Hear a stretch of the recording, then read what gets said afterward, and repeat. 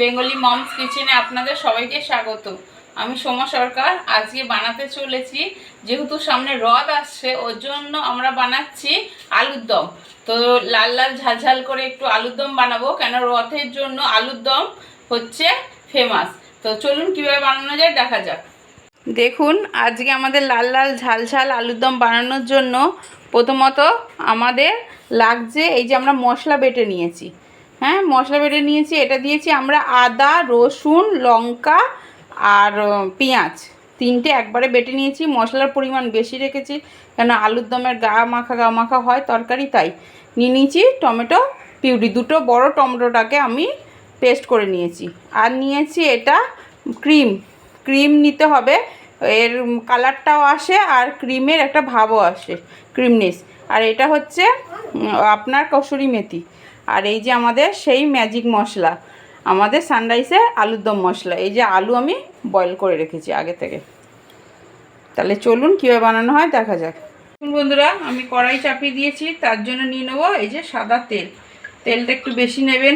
তেল আলুর দম রথের বাজারে হেভি সুন্দর। সামনেই রথ, শুক্রবার, তো আলুর দম খেতে ভালোই লাগে। তো এর জন্যই আমি আলুর দমটা, তেলটা আমি জোরে একটু গরম হয়ে যাচ্ছে, তো আমি এইটা আদা, রসুন, পেঁয়াজ আর শুকনো লঙ্কা বাটা, সাথে হলুদ আছে, দিয়ে আমি মশলাটাকে কষিয়ে নেব।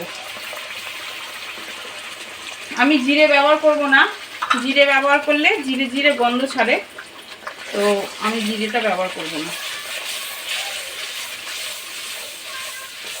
একটুখানি এই মশলাটাকে কষিয়ে নেব, তারপরে দেবো টমেটো পিউরি। এখন টমেটোটা আমি দেবো না। দেখুন বন্ধুরা, এই যে আমাদের একটু মশলাটা কষে এসে এই যে তেলটা ছাড়ছে। এবার এই অবস্থা আমরা দেবো পিউরিটা। বেশি দেরি করবেন না, কেন টমেটোটাও তো কষাতে হবে, নাহলে সব কাঁচা কাঁচা ভাব ছাড়বে, গন্ধ ছাড়বে। এই যে টমেটোটা আমি দিয়ে দিলাম, আবার একটুখানি 5 মিনিট কষে নেব। এবার মশলাটা আমার এই যে তেল ছাড়তে শুরু করে দিয়েছে। এই তেল ছাড়া অবস্থায় আমাদের দিতে হবে এই যে ক্রিমটা, ফ্রেশ ক্রিমটা দেবে। ফ্রেশ ক্রিমটা আর কিছুই না, আমরা যে বাড়িতে দুধ নিই সেই দুধের মালাইটা আমরা তুলে রাখি। আর ক্রিমটা দিলে রঙটা সুন্দর আসে, লাল কালারটা খুব সুন্দর হয়ে আসে। কষানো হচ্ছে। এবার দেবো আমরা এই যে কাসুরি মেথি। গ্যাসের ফ্লেমটা আপনারা আপনাদের হিসাবে বাড়িয়ে কমিয়ে নেবেন। যখন অনেক ফুটবে তখন আপনারা গ্যাসের ফ্লেমটা কমিয়ে নেবেন।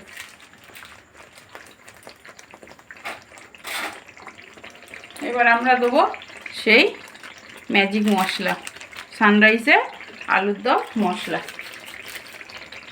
আমি দেবো এই যে 2 প্যাকেট। এই যে আমার হাতে 2 প্যাকেট, 2 প্যাকেট। আলুর দমে মশলাটা একটু বেশি লাগে, যেহেতু গা মাখা হয়, তাই জন্য।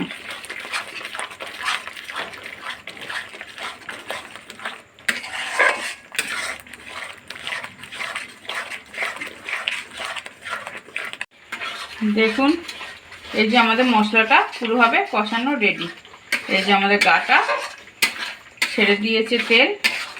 এবার এতে আমি দেবো এই যে এই বাটি ধোয়া জলটা, যা আমি বাটি দিয়েছি। বেশি জল দেবেন না, অল্পই জল দেবেন।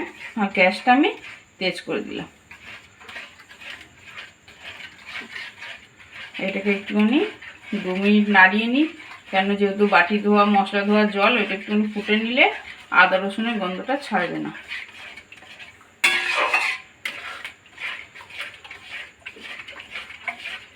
আর 2 মিনিট হয়ে গেছে।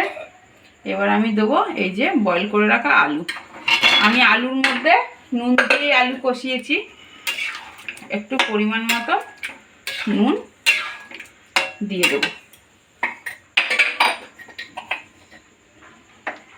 1 চামচ আমি নুন,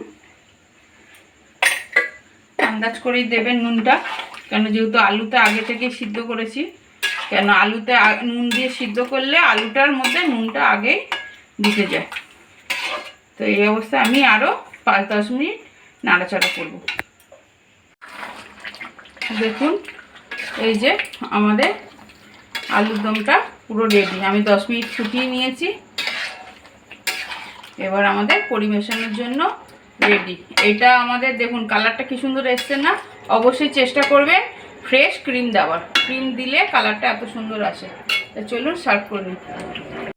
দেখুন বন্ধুরা, আমাদের গরম গরম লাল লাল ঝাল ঝাল আলুর দম একবারে রেডি হয়ে গেছে। আর উপর দিয়ে ধনেপাতা ছিটিয়ে পরিবেশন করলেই সুন্দর। তো আমার এই ভিডিওটা যদি ভালো লেগে থাকে অবশ্যই লাইক, কমেন্ট, শেয়ার প্লিজ করে দেবেন একটু। ধন্যবাদ।